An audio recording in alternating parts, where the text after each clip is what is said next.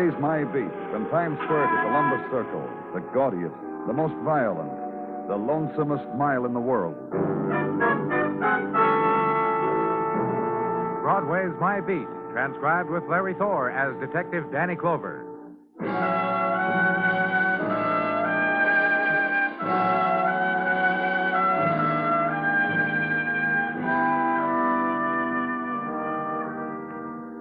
A twilight of August folds itself into ebb of daytime, and Broadway reacts. Languor walks the street. The after-work walk, the beginning dream walk, rhythm to the pulse of waking neon. And a drifting carousel whispers as street carnival begins. Promises and textures spun by alto sax in the upstairs dance pavilion. Call for dancers. The hawkers setting their wares adrift on August winds.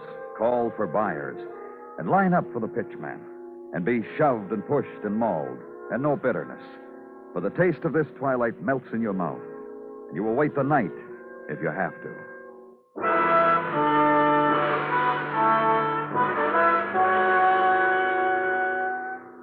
And where I was, vast room draped in darkening silk against the fall twilight, and seated cross-legged on high polish of floor, cluster of men and women in evening dress, coupled spectators of a performance on small velvet carpeted stage. Performance of puppets, life-size, Chinese, Mandarin princess, Manchu warrior, acting, reacting, accomplishing the nuances of a flute. And also reaction of the spectators. And on their sigh, a woman turns her head, observes intently every individual response, laughs softly, silently, then sees you, rises dance-like, holds the slit of the metallic embroidered Chinese robe as she glides toward you. I do believe my guests are enjoying themselves. Mrs. Tyler? Yes, Joyce Tyler, and I'm so deeply glad my butler ushered you in here so you could see for yourself. Aren't you deeply glad? You phoned headquarters. You said you had this. Wait. Look at them. Look at those eastern puppets. Look. My, oh, my. Mrs. Tyler. This cocktail party of mine will never be forgotten as long as my guests shall live. Get with it, Mrs. Tyler. On the phone, you said... I know exactly what I said. I said, come to me because a violence will have been committed. Exactly how I said it. What are you talking about? Mrs. Tyler... Violence. You must know. Death accomplished by violence. Look, What time is it? about 6:30. 6:30. And he will have done it. He will have killed. Who? Philip. Philip, my husband. Philip, dear. You're not drunk, Mrs. Tyler. You're not... Quite far from it. All my senses very alive. Philip promised... Well, he practically promised. Promised what? That he would murder her. Murder Anne. Murder Anne Martin. Butler will give you Anne's address, where her death should be. A very unattractive death. That is, if you're interested. Deeply interested. And the music stopped. And appreciation was sounded and voiced. The entertainment over, the guests began to mingle. You're invited, too, if you care to stay a while. The girl who brought the puppets came alone. But leave the girl with the puppets to her own devices, and Mrs. Tyler to whatever hers were, and get out of there. Turn quickly and go. Ride Manhattan now at dusk. Small time of small magic, where the 8-hour day ends and melts into a summer night. Time of going home. Begin to prowl time. And find an address. Brownstone, tenants cataloged in the vestibule. Corridor of yellow paint and brown rug turning to yellow.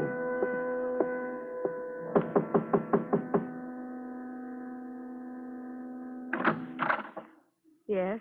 Inquiry of lady. She brushes back strand of hair which falls back to her cheek again when she drops her hand. What is it? Of tired face and no makeup. Of brown eyes and thin body, she hugs to herself. What can I do for you? Miss Anne Martin? That is correct. I'm from the police. You may come in if you like. Thanks. I wasn't sure I'd find you here, Miss Martin. Of course, I have no idea why you're here. You claimed you were a policeman, and I asked you into my apartment. I ask you a courtesy, then. Don't be cryptic. Tell me what it is you want. Well, Mrs. Tyler... Philip's wife? That's right.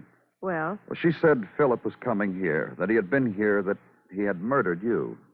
I needn't have asked you to come in after all. You had only to satisfy yourself when you asked me my name. Mrs. Tyler wasn't drunk when I spoke to her. Why did she tell me what she did? That's a stupid question, isn't it? You're having talked with her and having had a chance at her motives, why do you ask me? Was Mr. Tyler here? Yes, he was. What was he doing here? I know you're not being nasty because I'm not very attractive. And truthfully, I believe I'd be very foolish if a man as much as held my hand. Just tell me what he was doing here. He drops in now and then. He's a moody person. We're old friends, and I recognize his moods. He talks, and I listen. He paces, and I watch him. He reminisces, and I help him recall. You know his wife, Miss Martin? No. I saw her once, at her wedding years ago. I remember only that she was very beautiful. Is there anything else, Mr. Clover? If you can't think of anything, would you mind very much?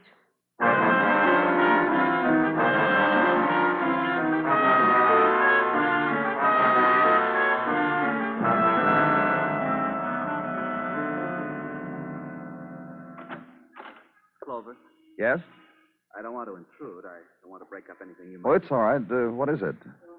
The man outside the desk, I told him my name. He said, just go right in. Just walk right in. It's what I did. I just walked. What can I do for you? I'm Tyler, Philip Tyler. Have a chair, Mr. Tyler. Thanks very much. No, I've come to apologize For what? for not killing Ann Martin. You feel all right, Mr. Tyler? It was Joyce. Joyce said, Philip, dear, go and apologize to the man. You've caused him so much unnecessary trouble. You didn't kill. You didn't do anything. You made them a wild goose chase. Apologize. She told me you'd promised her that you'd kill Ann Martin. Why'd she tell you that? You tell me, Mr. Tyler. Makes me out such a nothing, a non-entity. Joyce telling you that. She didn't need to. Then you really meant to kill Ann Martin. I told Joyce I'd rid myself of Ann. Get her out of my way. Just get her out of my way. Joyce, and quite rationally, too, assumed I meant to kill Ann. About you and Ann, Old friends. Very old friends. Long-time friends. and that's I why... think I really meant to kill Ann. I think I wanted to. I wanted to. And then I went to see her, and we sat and talked. About what? Old times, half-lost memories. We scrabbled through them for a time, put them back together. We talked a little about dying, hers, mine. I was trying her, you know, sort of skirting the edges of how she'd like to be dead. Trying myself, too, And what? fact remains, Mr. Clover, I didn't kill Ann. And I've apologized, just like Joyce told me. Oh, what a good boy am I. Mr. Tyler... I said it, didn't I? Sorry I put you to trouble, old boy. I'll be leaving. I'd like you to meet a friend of mine. Fine man to talk to. You know people like that? Dr. Sinsky. He's working in the lab down the hall tonight. I'm sure you'd... Sure. I'd like to ask his forgiveness, too, for being alive. The least I can do. Don't just stand there. Hurry it up, Mr. Clover.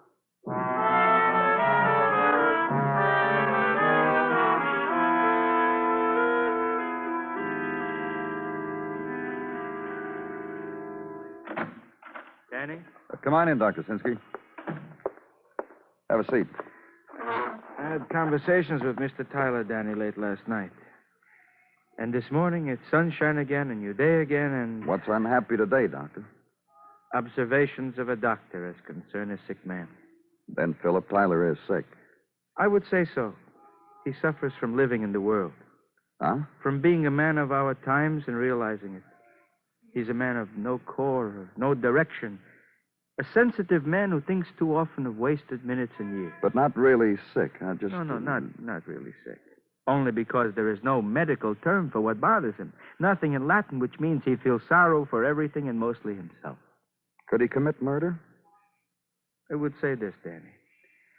That Philip Tyler might make a decision to commit murder. Might pound his fist in his hand and say, yes, I will kill somebody. And believe it.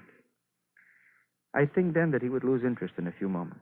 Lose interest? Yeah, I think Mr. Tyler would ask himself, what's the use? And forget about his murder. He would rather be unhappy. Yeah. Anyhow, this is a judgment I make. People like... Danny Clover. Adler just called in, Danny. He walks the beat, which includes the boat lake in Central Park. What about it? Homicide. Man was found this morning by the caretaker at the bottom of a rowboat. Bottom of... Shot to death in the back and dumped. Man's name, Philip Tyler. What? Philip Tyler, Danny. Okay, Gino, thanks. Doctor? What is it, Danny? Philip Tyler's dead.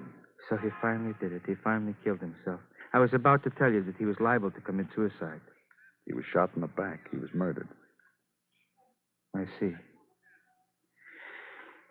His murderer could have waited, Danny. His murderer killed a dead man. Suddenly you have a lot of work to do, don't you, Danny? Goodbye.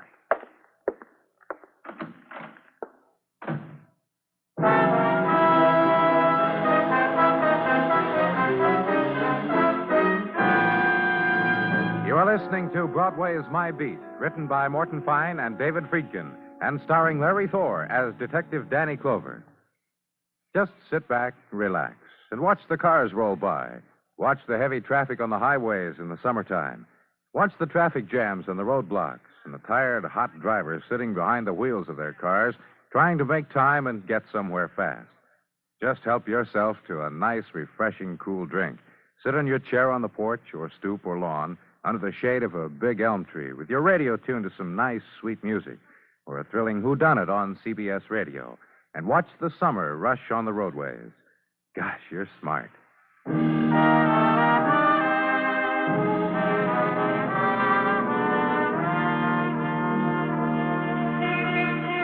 The heat of August puffs in from the river, and Broadway is a place of regret. The dreams of winter, fashioned for the summer, are blurred now. The golden girls fan themselves with newspapers.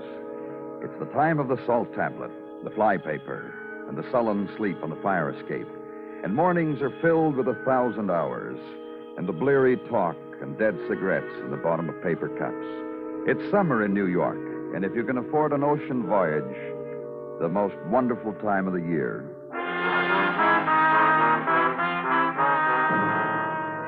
And for a policeman who reads of ocean voyages and sweats at headquarters, Sergeant Gino Tartaglia is the cool breeze that comes from the nowhere into the where. Where? Huh? I asked you, where do you want your lemonade? Well, just put it where I can reach it, Joe. But your desk is so cluttered with bric-a-brac and whatnot. Well, just give it to me. Thanks. I know the symptoms, Danny. You wish you were someplace else, don't you? A regular snagglefoot. Regular what? Snagglefoot. Restless. Who hears trade winds and tinkly temple bells. You're just like Mrs. Tartaglia. Gino. Get her in a hot room with a glass of lemonade in her hand. Right away, she's dreaming of uncharted horizons, flying fish and tom-toms. You and Mrs. T, what a pair. Gino, please. Snaggle feet. Do you have anything for me, Gino? Yes, I do. Concerning the deceased Philip Tyler. Legwork by the fleet detective Muggerman reveals that he had been married for 3 years.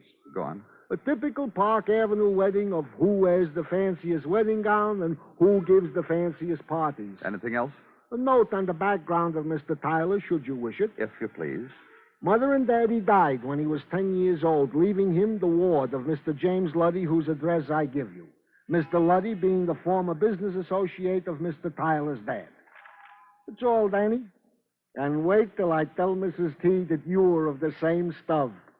Just wait.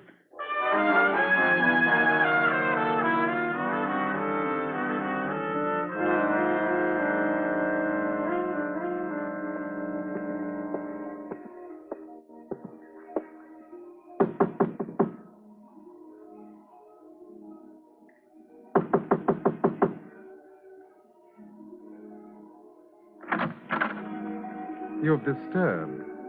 And your reason would be? Police. You have a thing that goes with that? A routine, a saying? Just this. Spit and polish. Spit and polish for the bright badge of authority. And your pleasure is what? You, James Luddy. Ever so. Come in, won't you?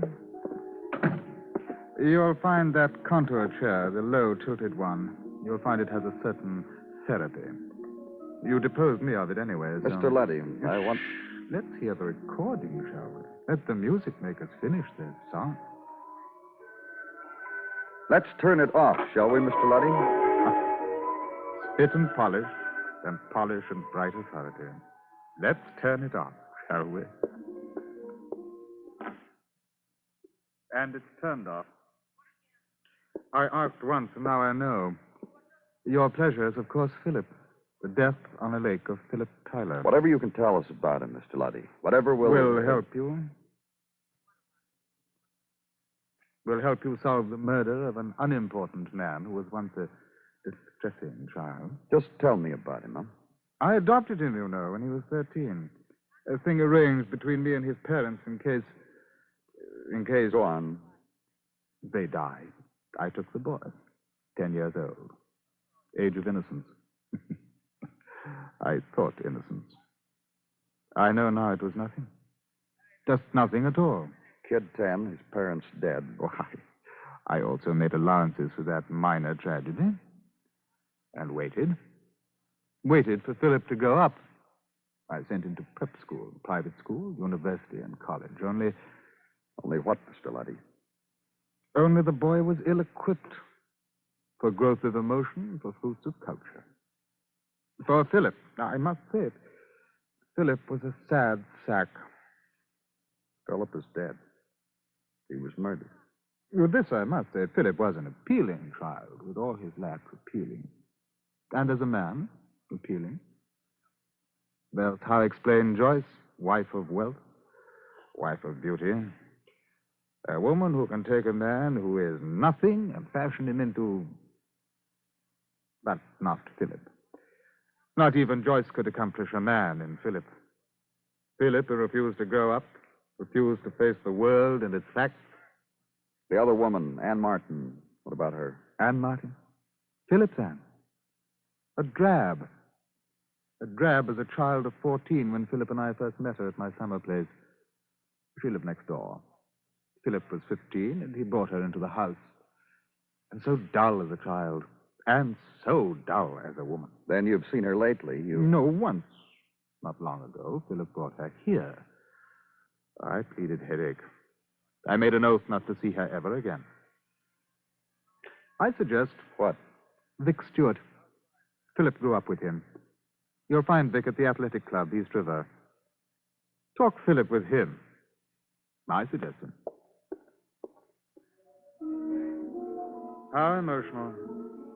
How very emotional.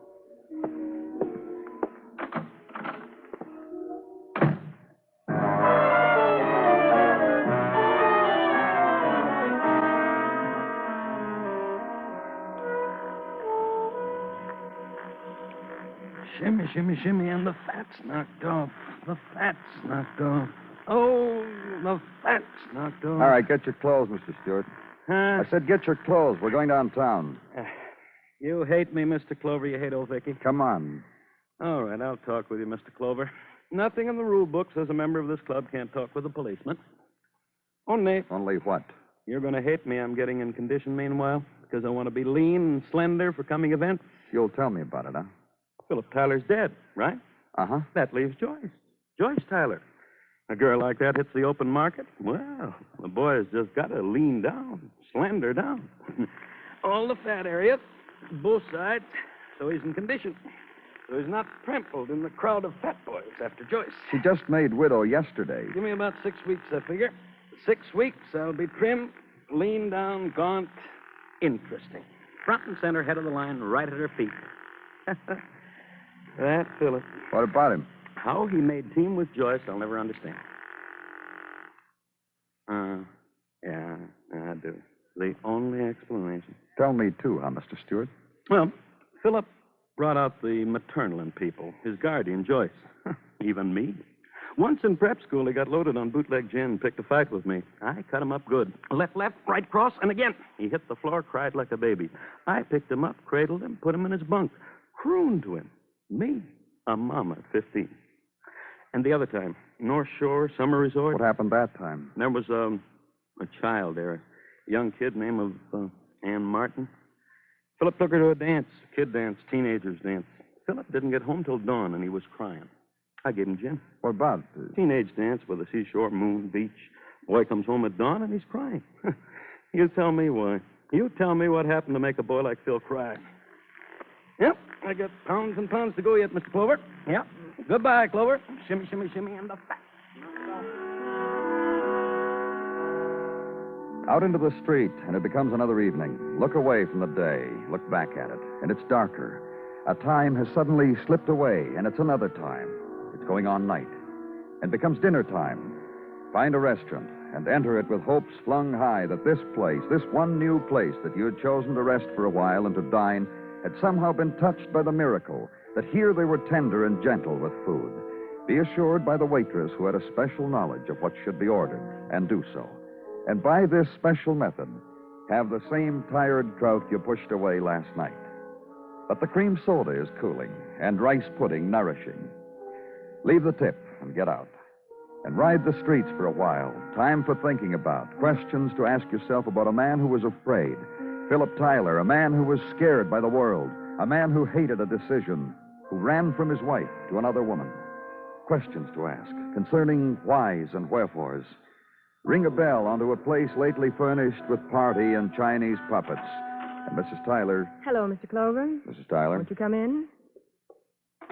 No divertisement this day, Mr. Clover. No puppets nor a clever girl who dangled them. Just an apartment now where lives a widow. I'm sorry what happened. Mr. Clover. Yeah? Would you know who killed him? No, not yet. We're not sure. I would like to know, desperately. For a reason outside of what you might think. What do you mean? How could my husband cause an emotion? Worries me. It bothers me. Who could have hated him enough to kill him? I ask that, and not tritely. You see... What? My husband was an innocuous man, a harmless man, a frightened man, an inconsequential man. You married him. Because I loved him. See, the kind of man he was, I'm that kind of woman. I'm wonderful to laugh with, to think of shrill things with, gimmicks for parties, and never slow down and think about it. Never stand apart and stretch out your hand and feel the drift of time. Philip and I could afford not to take things seriously. Yet there was Anne Martin. Was and is. I want to know about her. What you already know or have guessed? Oh, tell me. My husband would get a mood. I'm not equal to moods, Mr. Clover. I don't understand them. I'm afraid of them. My husband with a mood was like a child covered with something sticky on his face and clothes and sweet and dirty. I couldn't stand him. So he ran to Anne Martin. Once... What? My husband knew her when she was young. Everything that's young, Mr. Clover, and everybody that's young. An attractiveness, no matter what happens to it later. Do you agree? Of course you do. Let's say that long ago, between him and Anne Martin, momentarily, perhaps just an evening, well... Go on. Must I? You need to hear it? Bystander with a duty to hear such things? My husband told me that once with Anne Martin, he felt like a giant. I see. Yesterday, it was very foolish. Yesterday, Philip had a mood. He needed to be a man. I taunted him, said, kill this woman. Now there would be a thing to do, an accomplishment. He went off on his mission. It killed him. Mr. Clover. Yeah? Surely you know the answer. Of course you do.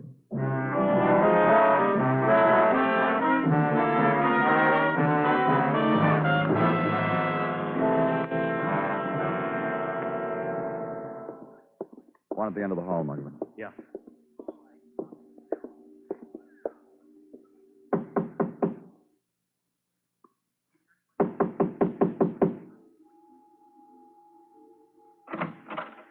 Oh. Yes, Hello, Miss Martin. Mr. Clover. Will you come in, you and your friend? All right. This is Detective Muggavan. Hello, Miss Martin. How do you do? This time, Mr. Clover, is there a reason why you've come? I think so. Philip, That's right, Miss Martin. you need to know more about him, is that it? Mostly to make sure who killed him. Whatever I can tell you about him. Were you in love with him? I don't understand. Love. You and him. Were you? I guess that does it, huh? Philip was married. But he always came to you. Always? Sometimes not for months at a time. But whenever he needed understanding or sympathy. I was here when he needed me. Been going on for quite a while, hasn't it? For a long time, yes. Since I was young. Oh, I'm going to be truthful with you. That's good. Why shouldn't I be? There's no shame attached to it. What happened when he came here to you? I told you once I was here. That seemed to be sufficient. Then you liked him to come here. Yes. Oh, yes. After all, look at me. Then think of the kind of man he was. What kind of man was that? A charming man, a handsome man, gentle, gallant. The way I heard it, he was pretty much of a bird brain. You... Yeah. What are you trying to say, lady? You mustn't say that. You mustn't talk like that. We've been asking about him, Miss Martin. Of his wife, the man who was his guardian, friends. They couldn't have known very much. Except that he was chicken. A guy who refused to grow up. Listen. You mustn't talk like that. Why did you kill him, Miss Martin? I've got something to tell you. I have. Okay. You were right, you know. About what? I was in love with him. And why did you kill him? Will you please listen? All right. Long ago, when I was 15. In love with him since that time.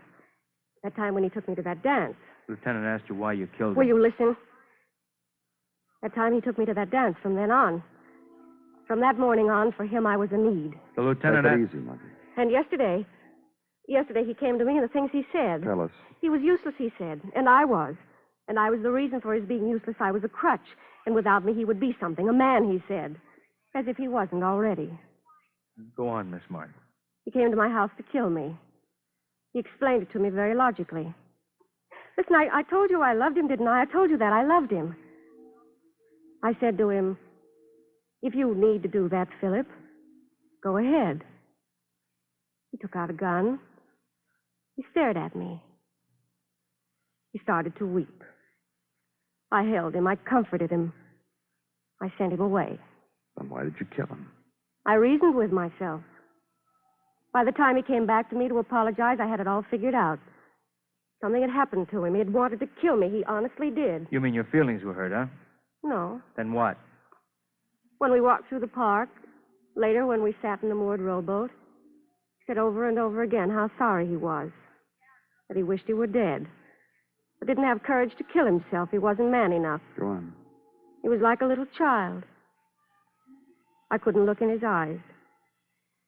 So I waited till he turned around, and I shot him in the back. Where are your things, Miss Martin? I'll get them. You understand, don't you? What? It's what Philip wanted anyhow. To die. I loved him, so I killed him. Anyone can understand that.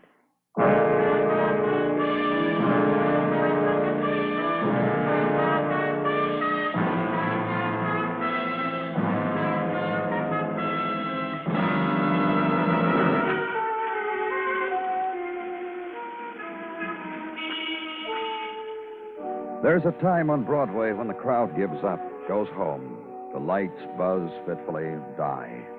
Then it's a street of dim moonlight and dark whispers and the wind of the summer night. The wind that scatters everything. Yesterday's headlines, yesterday's dream, yesterday's people. It's Broadway, the gaudiest, the most violent, the lonesomest mile in the world. Broadway, my beat.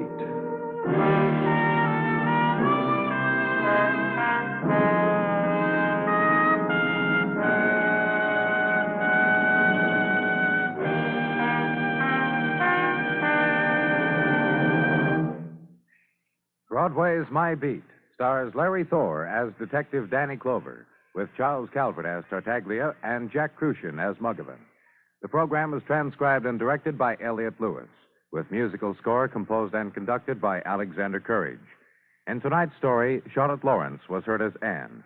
Featured in the cast were Mary Shipp, Harry Bartell, Ben Wright, and Lou Merrill. Bill Anders speaking.